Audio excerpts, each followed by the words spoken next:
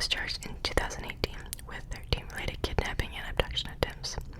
On June 29th, 2020, D'Angelo pleaded guilty to multiple counts of murder and kidnapping, and as part of a plea bargain which spared him the death penalty, he admitted to numerous crimes that he had not been formally charged with, including some rapes. On August 21st, 2020, D'Angelo was sentenced to life imprisonment without the possibility of parole. Joseph James D'Angelo was born in Bath, New York, to Joseph James D'Angelo Sr., a sergeant in the U.S. military, and Kathleen Louise DeGroat. Following his conviction, one of D'Angelo's sisters claimed that he was abused by their father growing up. And he grew up in Rancho Cordova, California between 1959 and 1960. Beginning in 1961, he attended Folsom High School and received a GED certificate in 1964 and played varsity baseball at the time. People also reported that not only did he commit burglaries, but he also tortured and killed animals during his teenage years. He joined the Navy in 1964 and served 22 months during the Vietnam War as damage controlman on the cruiser USS Canberra. And beginning in 1968, he attended college in Rocklin, California, and he graduated with an associate's degree. And he later got a bachelor's degree at Sac State. From May 1973 to August 1976, he was a burglary unit police officer in Exeter, a town of about 5,000 people, which was near Visalia, and he relocated from Citrus Heights. Then he served in Auburn from August 1976 to July 1979, when he was arrested for shoplifting a hammer and dog repellent. He was sentenced to 6 months probation and fired that October. During that process of being fired, D'Angelo threatened to kill the chief of police and allegedly stalked the chief's house. In May of 1970, he became engaged to Bonnie Caldwell, a classmate at Sierra College, but she broke off the relationship, and D'Angelo threatened her with a gun in order to force her to marry him. In November 1973, he married Sharon Huddle, and in 1980, they purchased a house in Citrus Heights, where he eventually was arrested. 2018, Huddle filed for divorce, and they were divorced officially in 2019. His employment history in the 1980s was unknown, and from 1990 until his retirement in 2017, he worked as a truck mechanic. He was arrested in 1996 for an incident at a gas station, but the charges were dismissed. Alright, on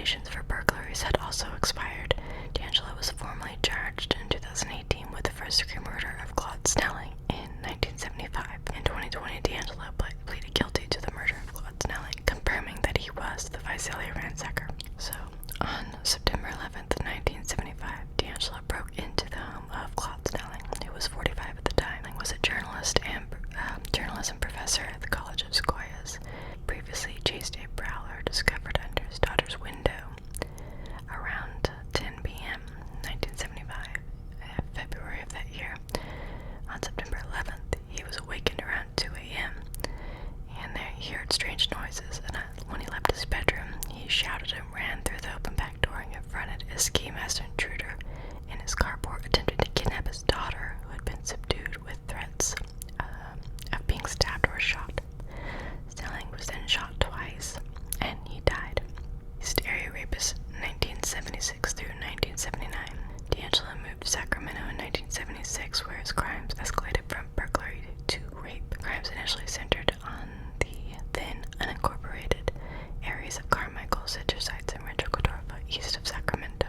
His modus operandi was to stalk middle-class neighborhoods at night in search of women who were alone in one-story homes, usually near Skull Creek Trail, or an open space that would provide a quick escape. He was seen a number of times, but always successfully fled, and on one occasion, he shot and seriously wounded a young pursuer.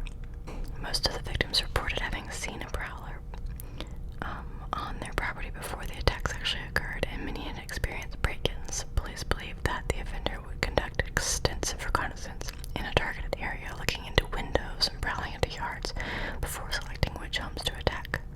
He eventually preferred attacking couples, and his usual method was to break in a window or sliding glass door, awaken the sleeping occupants with a flashlight, threatening them with a handgun. Victims were bound with ligatures, and he would blindfold and gag them. Something notable is that he would spend hours in the home ransacking closets and drawers, eating food from the kitchen, drinking the beer, making additional threats. Original Night Stalker, 1979 to 1986. Shortly after the rape committed on July 5th, 1979, D'Angelo moved to Southern California and began killing his victims, first striking in Santa Barbara County in October, and the attacks lasted until 1981, with one lone attack in 1986. Only the couple in the first attack survived, alerting neighbors and forcing the intruder to flee. The other victims were murdered by gunshot and bludgeoning. Since D'Angelo was not linked to the crimes for decades, he was known as the Night Stalker in the area, being named the original Night Stalker after serial killer Richard Ramirez received the former nickname. On April 24th, 2018, Sacramento County Sheriff's deputies arrested D'Angelo, and he was charged with the first-degree murders with special circumstances. And on May 10th, the Santa Barbara County District Attorney Office charged D'Angelo with 4 additional counts of first-degree murder. Identification of D'Angelo had begun 4 months earlier when officials led by Detective Paul Holes and FBI lawyer Steve Kramer uploaded the killer's DNA profile from a Ventura County rape kit to the personal genomics website GEDmatch. The website identified 10 to 20 people who had the same great-great-great-grandparents as the Golden State Killer. A team of 5 investigators working with genealogist Barbara Ray Venter used this list to construct a large family tree. From this tree, they established 2 suspects, so one was ruled out by a relative's DNA test, leaving D'Angelo the main suspect.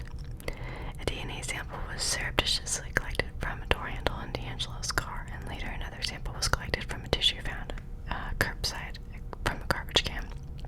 D'Angelo made a confession of sorts after his arrest that cryptically referred to inner personality named Jerry, who forced him to commit the wave of crimes that ended in 1986. According to the Sacramento County prosecutor, Tino, D'Angelo said to himself while alone in a police interrogation room after the arrest,